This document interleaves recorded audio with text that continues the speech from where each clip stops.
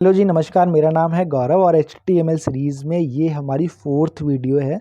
और आज की इस वीडियो में हम लोग बात करने वाले हैं इमेज टैग क्या होता है, किस तरह हम लोग इमेज टैग का यूज़ कर सकते हैं। साथ ही बात करेंगे एट्रीब्यूट्स क्या होते हैं, कमेंट क्या होता है, किस तरह हम कमेंट का अपने कोड में यूज़ कर सकते हैं।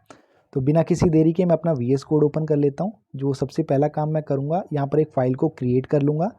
फ़ाइल का नाम दे देता हूँ मैं video4.html। और जितने भी कोड्स होंगे मैं इसी फाइल में लिखूंगा आज के। और फाइल मेरी क्रिएट हो चुकी है। अब मैं यहाँ पर बॉयलर प्लेट को क्रिएट कर लेता हूँ। कैसे करते हैं बॉयलर प्लेट क्रिएट? शिफ्ट दबाऊंगा, 1 का बटन दबाऊंगा कीबोर्ड में और कुछ मेरे पास सजेशन आ जाएंगे। जो पहला सजेशन आ रहा है सिंगल एक्सक्लेमेशन मार्क वाला, उस पर एंटर हिट करूँगा तो मेरे पास प्री डिफाइंड बॉयलर प्लेट आ चुका है। अगर आपको नहीं पता बॉयलर प्लेट क्या होता है, टैग्स क्या होते हैं, एलिमेंट्स क्या होते हैं, तो प्लीज़ जाके मेरी HTML सीरीज़ की पुरानी वीडियोस देख लीजिए। आपको आइडिया लग जाएगा कि ये सब चीज़ें क्या होती हैं। हमने बहुत डिटेल्स में सारी चीज़ों के बारे में बात की हुई हैं। और साथ ही अगर आप डायरेक्टली 4th वीडियो देख रहे हैं मेरी, तो हो सकता है आपको थोड़ी सी परेशानी भी हो चीज़ों को समझने के लिए। तो रिक्वेस्ट करूँगा जाके पहले वीडियो देख लीजिए पुरानी वाली। तो चलिए स्टार्ट करते हैं। तो यहाँ पर सबसे पहले हम लोग बात करने वाले हैं इमेज टैग की।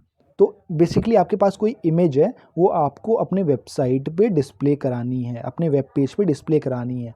तो वो आप HTML में कैसे कर सकते हैं? जाहिर सी बात है, इमेज टैग के मदद से आप लोग इमेज को डिस्प्ले करा सकते हैं। इमेज टैग का जो सिंटैक्स होता है वो होता है IMG। बट हम लोग इमेज टैग्स के साथ शुरुआत करें उससे पहले हम लोग बात करेंगे एट्रीब्यूट्स की। तो एट्रीब्यूट को समझाने के लिए मैं यहाँ पर एक P टैग लगा लेता हूँ, ओपनिंग टैग क्लोजिंग टैग दोनों लगा लेता हूँ। बेसिकली पैराग्राफ टैग है और इसके अंदर मैं कुछ कंटेंट भी लिख लेता हूँ, दिस इज़ माय पैरा। अब एक काम कर लेते हैं, इसको मैं ब्राउज़र पर रन भी करा लेता हूँ। रन कैसे कराते हैं? फाइल पे मैं राइट क्लिक करूँगा, कॉपी पाथ कर लूँगा, अपने ब्राउज़र पे जाऊँगा, URL में मैं उस पाथ को पेस्ट कर लूँगा, एंटर हिट करूँगा। मेरा कंटेंट जो है वो डिस्प्ले हो जाएगा मेरे ब्राउज़र पे। ओके। तो हम लोग एट्रीब्यूट को कुछ ऐसे समझ सकते हैं कि हर एलिमेंट के अपने कुछ प्रॉपर्टीज़ होते हैं। तो HTML में बेसिकली उन प्रॉपर्टीज़ को हम लोग एट्रीब्यूट बोलते हैं। ओके। और उन एट्रीब्यूट को आप कहाँ डिक्लेयर करते हैं? उन एट्रीब्यूट को आप अपने ओपनिंग टैग में डिक्लेयर करते हैं। ओके। क्लोजिंग टैग में जो आपका एट्रीब्यूट है कभी डिक्लेयर नहीं होगा। अगर सेल्फ क्लोजिंग है तो वो डिक्लेयर वहाँ हो जाएगा, बट हमेशा जो आपका प्रॉपर्टीज़ है या एट्रीब्यूट है वो आपके ओपनिंग जो टैग है उसमें डिक्लेयर होगा। अब सबसे इम्पॉर्टेंट सवाल आपके दिमाग में आ रहा होगा कि आपको कैसे पता कि जो एलिमेंट है उसका एट्रीब्यूट कौन कौन से हैं। भाई किसी भी एलिमेंट का क्या प्रॉपर्टीज़ हैं आपको कैसे पता? तो उसके लिए सिंपली आप गूगल कर सकते हैं।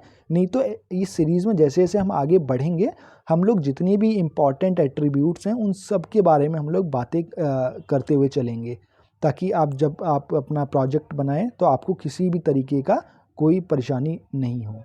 ठीक है? तो बिल्कुल टेंशन मत लीजिएगा, हम लोग सारी चीज़ें कवर करेंगे। तो जैसे हम पैराग्राफ की बातें कर रहे हैं तो पैराग्राफ के भी अपने कुछ प्रॉपर्टीज़ होते हैं, अपने कुछ एट्रीब्यूट्स होते हैं। तो उसमें से एक एट्रीब्यूट होता है टाइटल का। अब टाइटल क्या होता है, क्या रोल निभाता है, वो हम जान लेते हैं। तो बेसिकली मैंने जैसे आपको बताया जो भी प्रॉपर्टीज़ हैं वो आप ओपनिंग टैग में डिक्लेयर करेंगे। तो मैं टाइटल को ओपनिंग टैग में डिक्लेयर कर लेता हूँ। यहाँ मैं लिखूँगा टाइटल इक्वल टू करके मैं स्ट्रिंग लगा दूंगा। ओके।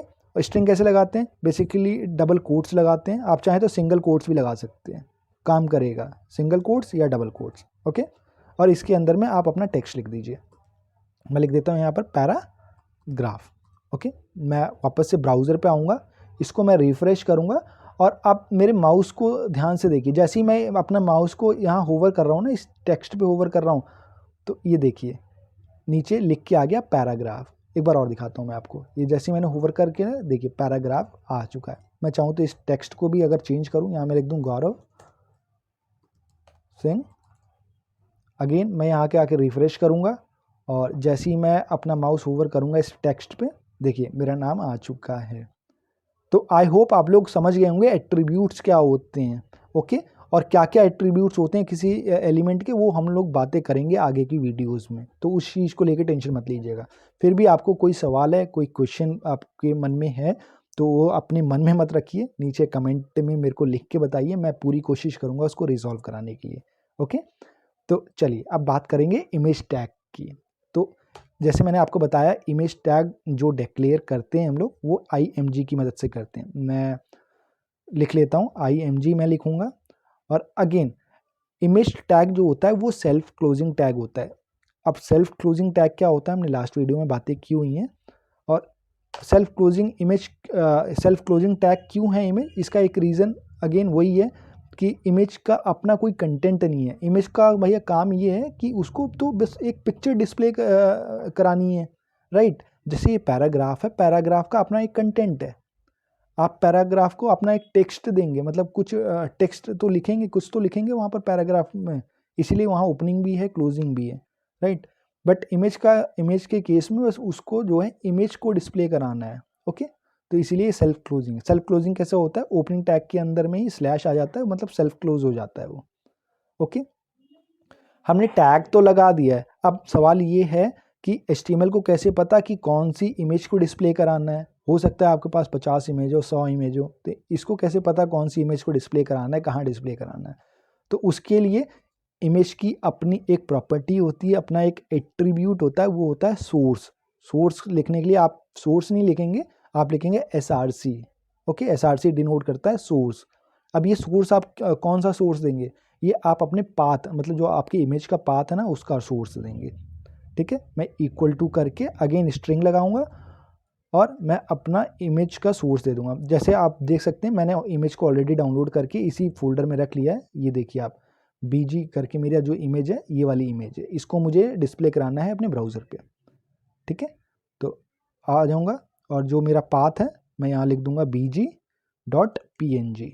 ठीक है, इस तरीके से मेरा जो इमेज है डिस्प्ले हो जाएगा। अगर आपको पाथ में परेशानी हो रही हो तो आप एक काम कर सकते हैं, अपने इमेज पे आकर के राइट क्लिक करिए और ये कॉपी पाथ का आपको ऑप्शन मिल जाएगा, यहाँ से कॉपी पाथ करके वहाँ पेस्ट कर सकते हैं, तो वो भी काम करेगा। ओके, चलिए, तो मैंने इमेज तो डिक्लेयर करा दिया, चलिए देख लेते हैं इमेज आई कि नहीं। ब्राउज़र पे आऊँगा, मैं रिफ़्रेश करूँगा, आप देख सकते हैं मेरी इमेज आ चुकी है।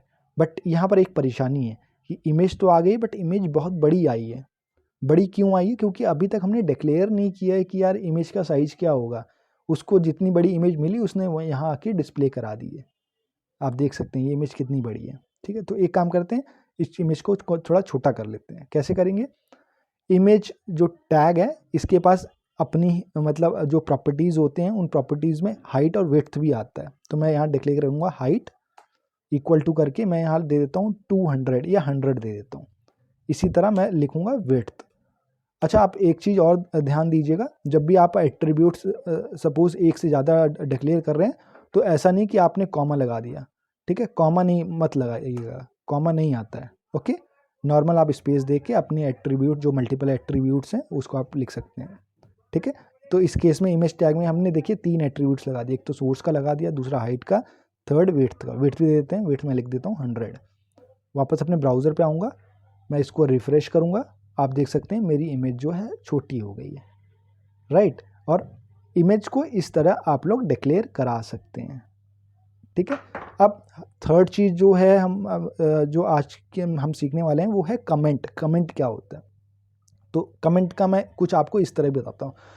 सपोज ये मेरे पास क्या है, ये मैंने एक P टैग लगाया था ना, एक पैराग्राफ टैग लगाया था। अच्छा, ये अपनी अंडरस्टैंडिंग के अपनी अंडरस्टैंडिंग के लिए मैं यहाँ पर कुछ टेक्स्ट देना चाहूँ, तो मैं यहाँ सपोज मैं लिख दूँ कि this is my P tag. ठीक है, तो HTML क्या करेगा, इसको ना एक कंटेंट की तरह ले लेगा। यानी कि अगर मैं यहाँ पर आऊँ और इसको रिफ़्रेश करूँ, आप देख सकते हैं कि वो एक कंटेंट की तरह उसने ले लिया, मतलब एक पी टैग उसने मान लिया इसको। अगर आप इस मतलब कुछ भी लिख देते हैं बिना टैग लगाए तो वो एज अ पी टैग में उसको ले लेता है HTML हमारा। ठीक है, बट ये तो हमने अपनी अंडरस्टैंडिंग के लिए लगाया था, बट इसको हमें डिस्प्ले भी नहीं कराना है, तो क्या कर सकते हैं, तो वहाँ पर आता है कमेंट यूज़ में। तो कमेंट कैसे लगाएंगे, आप कंट्रोल दबाइए और क्वेश्चन मार्क का बटन दबाइए, तो ये कमेंट लग गया, इसको बोलते हैं कमेंट। अब ये यहाँ डिस्प्ले भी नहीं होगा और मेरी अंडरस्टैंडिंग भी हो जाएगी इससे। ठीक है, इसी तरह मैं यहाँ भी कमेंट लगा सकता हूँ। यहाँ मैं लिख सकता हूँ this is my image tag. ठीक है, वापस से आऊँगा, अगर मैं रिफ़्रेश करूँगा जाहिर सी बात है वो मेरा टेक्स्ट भी नहीं आया, लेकिन मेरी अंडरस्टैंडिंग के लिए ये मैंने यहाँ पर एक तरीके का नोट भी लगा दिया यहाँ पर। ठीक है, तो आप जो कमेंट है उसको एक तरीके का नोट मान सकते हैं आप, जो अपनी अंडरस्टैंडिंग के लिए या किसी और की अंडरस्टैंडिंग के लिए लगा सकते हैं। राइट, अब आप किसी को भी जो है कमेंट कर सकते हैं इसी तरीके से, कंट्रोल और क्वेश्चन मार्क में किसी को भी। जैसे मुझे ये टाइटल अगर कमेंट करना हो, मैं टाइटल पे आके बस क्लिक करूँगा और कंट्रोल और क्वेश्चन मार्क दबाऊँगा, ये देखिए टाइटल भी मेरा कमेंट हो गया। अच्छा, अब इसको वापस से अनकमेंट कैसे किया जाए? अनकमेंट करने के लिए अगेन आप कंट्रोल और क्वेश्चन मार्क दबाएंगे तो अनकमेंट हो जाएगा। राइट, मतलब कमेंट करने के लिए भी वही कंट्रोल प्लस क्वेश्चन मार्क, और अनकमेंट करने के लिए भी कंट्रोल प्लस क्वेश्चन मार्क। तो ये तीनों चीज़ें आज की वीडियो में हम लोगों ने कवर कर ली है। कोई डाउट होता है तो आप लोग कमेंट में लिख ही देंगे।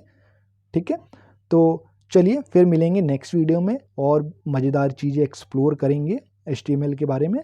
और जाते जाते अगेन मैं आप लोगों से रिक्वेस्ट करूँगा कि ये ऐसा नहीं है कि आप लोगों ने देख लिया, आप लोग को समझ में आ गया तो बस हो गया, बिल्कुल नहीं। आप लोग जब तक खुद से लिख के प्रैक्टिस नहीं करेंगे तब तक आप लोग को ये चीज़ें फुल्ली नहीं आएंगी। ओके, तो प्लीज़ एक बार नहीं, दो बार नहीं, कम से कम 10-10 बार इसको लिख के प्रैक्टिस कीजिए। ओके, और ऐसा मत समझिए कि यार ये मतलब ये तो छोटी छोटी चीज़ें हैं, ये तो बस हो गई, मेरे को आ गई। ऐसा नहीं होता है। आप प्लीज़ इसको लिख के चीज़ें करिए, छोटे छोटे प्रोजेक्ट्स को बनाइए, छोटे छोटे वेब पेजेस को बनाइए, तब जाके आपको चीज़ें बहुत ज़्यादा समझ में आएंगी।